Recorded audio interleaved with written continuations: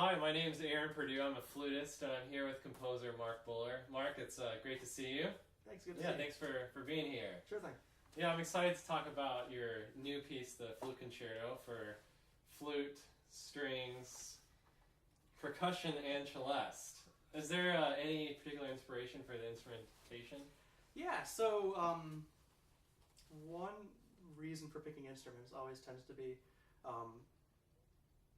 one thing to take into consideration anyway is hopefully getting further performances of the piece. Mm-hmm. So I looked at combinations of instruments with which I could get interesting colors and nice sounds and things, and things that would complement the flute as well as provide a little bit of different sounds that can work against it.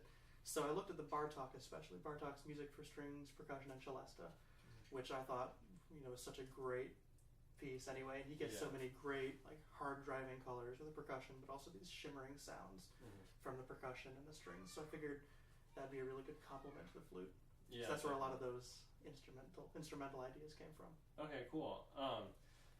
Do any other composers that you know of compose for that same combination of instruments? Or? Oh, I'm sure. Not many I can think of off the top of my head. But it seems like a really nice combination for a flute concerto, especially because it's, I suppose, one thing when writing a flute concerto you have to be aware of balance issues. Balance, color, staying out of the flute's way, registerly. Yeah, so, I think, for instance, of the Dvorak cello concerto, which has so many brass instruments, so many loud sections, and I feel like it's a great piece, but he ends up kind of sacrificing a few things to bring out those loud sections. The cello will play a bit with quiet strings, and then there's sort of moments at which the brass can come in where the cello just can't be heard, so the cello has to drop out for those seconds. Okay. So I tried to keep those kind of things in mind. Okay, yeah. It seemed like overall balance things weren't an issue. There was one section that it seemed like it was hard to hear the flute when we did the dress rehearsal. Would you like to talk about solution? So part of the second movement is this sort of machine-like thing in which we get this dense counterpoint with the strings. Not only is there the string section itself and the harp and percussion, of course, but there's a group of solo strings on top of that are doing their own thing, and kind of a counterpoint.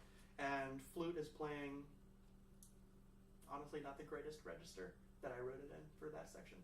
So we decided at the dress rehearsal that maybe a piccolo might work a little bit better, and decided to spring that on you at the last minute.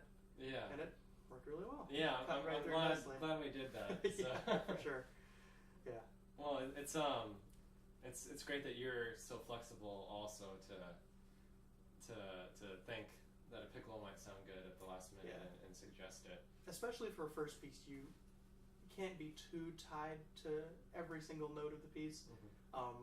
A good example is there's a recent piece by John Adams that he wrote for the Los Angeles Philharmonic, in which he asked for the brass and strings to be tuned to a different tuning system, and apparently the premiere didn't go quite as well as he thought. The resonance between the instruments just kind of died at the end of the stage. So I think, for instance, one of the greatest living composers wasn't afraid to go back after the premiere, edit, change quite a few things. I think he even changed the tuning back to regular intonation for whole sections. Oh, wow. And then, for subsequent performances, that's what we have. Okay. So, yeah, important not to be tied to. Yeah, you don't really think of these great composers having to change. Oh yeah, sure. Happens all the time though. Yeah. Well, I think probably the good ones do realize shortcomings in pieces and change them when they need to be changed. Right. So. Absolutely. So you mentioned Dvorak, Bartók, and even John Adams, other composers that you're aware of and are inspired by. Are there any other composers that inspired you when you composed this? Yeah, so for this piece, whenever, the very first step of composing is sort of taking a crash course in all the repertoire, because any piece is gonna, the definition of classical music is that it dialogues with our tradition and with our understanding of certain forms, I think, in addition to other definitions, of course. But so whenever we hear the term concerto, we immediately think of hundreds of years worth of history. So you're not only competing with expectations of what the flute is supposed to sound like, you're also up against audience members who, for better or for worse, are going to be thinking of a concerto as a 3-movement, fast, slow, fast sort of a piece. And I know that's not nearly the norm. It's just what we might think of, typically like Romantic era sort of thing. So I listened to lots of, all the war horses. I knew the Ibert, and there are several pieces I knew well already. The Ibert Flute Concerto, everyone knows the Mozart. Yeah. Of course, I discovered a lot of new pieces I hadn't known before. The Jolivet, of course, is a great piece. Was interested in how he used color.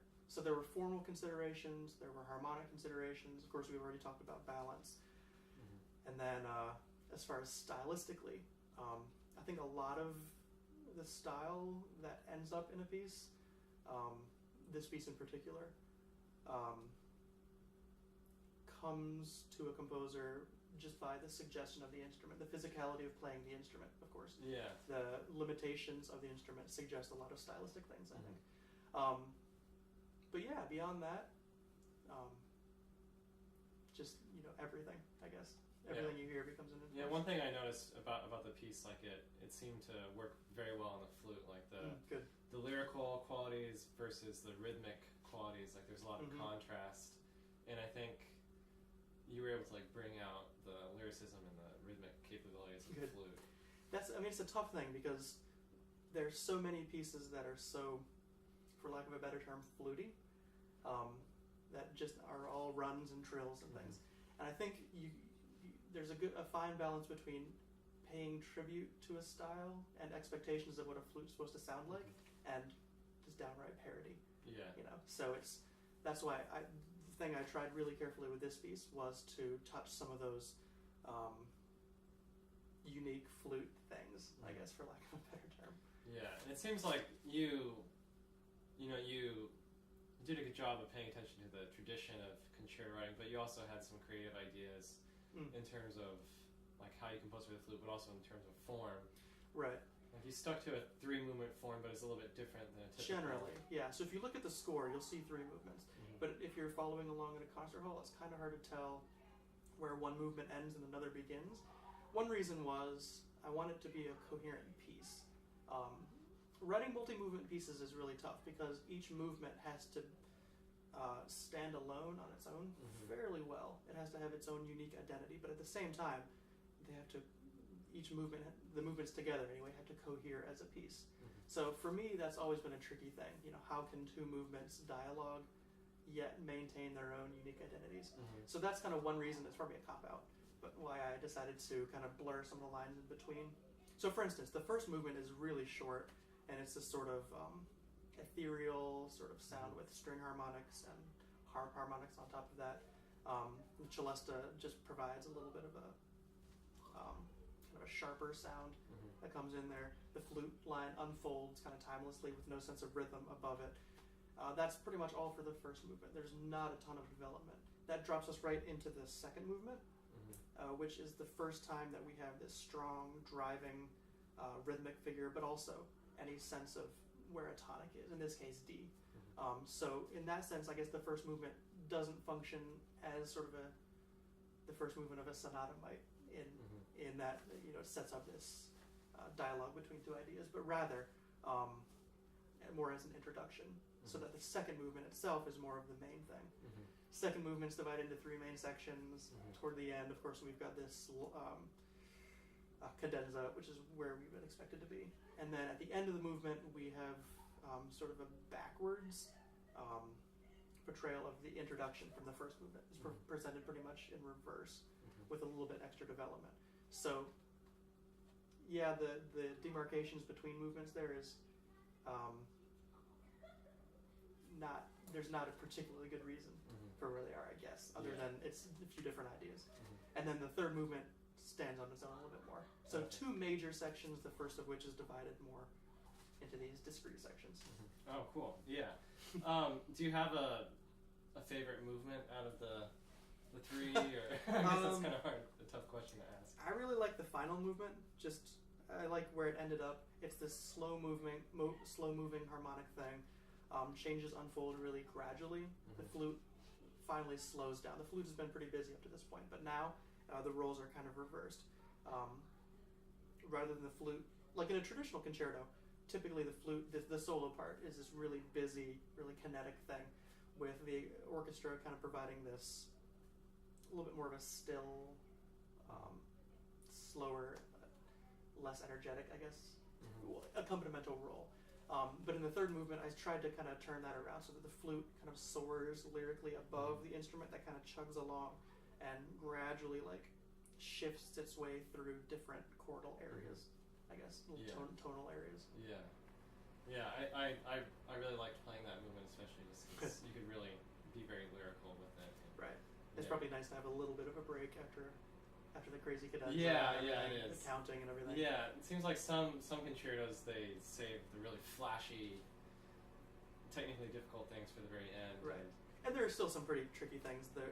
You've got some runs up to a high C and high D at the very end. Which aren't easy. No, definitely not. So awesome. Well, a few people who were there at the premiere asked me, like, how long did it take you to compose the piece? Let's see. 5 months, I think. 6 months. Okay. I worked a lot on it with with a professor at University of Houston, Marcus Moroney. Since it counts as my dissertation piece for the doctorate, we wanted to make sure it was good. So it went through a number of different iterations. Initially, we had all of these separate movements that are not going to blur together. Originally, we had them all as separate sections with definite, discrete beginnings and endings. And as time went on, we started to realize it might make a little bit more sense dialoguing with sonata form, with the traditions of sonata form, if we kind of pushed them together in different ways and reordered them. So I think it was late September, I think, was when we had the first draft done, and then spent between there and late November, I think it was, reordering it and coming up with the form in which it is today. Yeah, cool. Yeah, I think we initially were thinking of doing a performance in December. Right. But I thought it'd be better to make sure we had time to really assemble a good orchestra. Right. Absolutely. Yeah, so I'm glad you were able to be willing to let me switch it to February, and worked out well. Yeah, and I also liked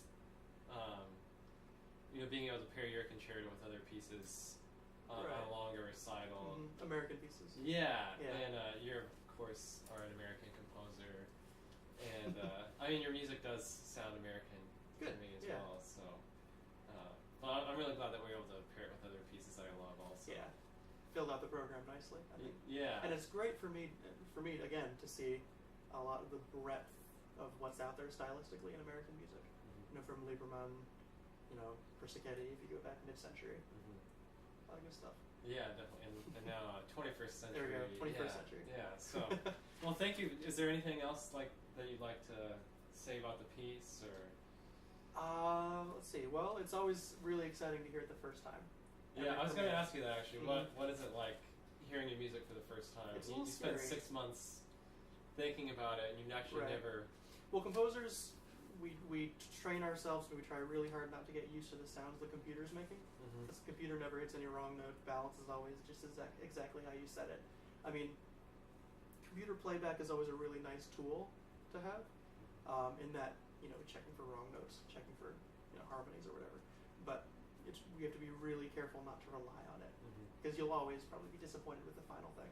So I tried carefully to listen as little as possible. So hearing it for the first time as a composer for me is like, I don't know, being a painter, imagining a painting in your head for 9 months, and then finally seeing it. Okay. Some things are really great. Nothing can compare with the sound of hearing something live after having heard a computer muddle its way through it. There's a warmth that you get with actual musicians, and a lot of more energy too, that you just don't get anywhere else. There are some things that are good for building humility in the composer, and that's something as a composer, it's something they don't really teach you in school. Something I learned through a young artist program we were both in, the Kammer program, is that anyone can write difficult music. The challenge is writing music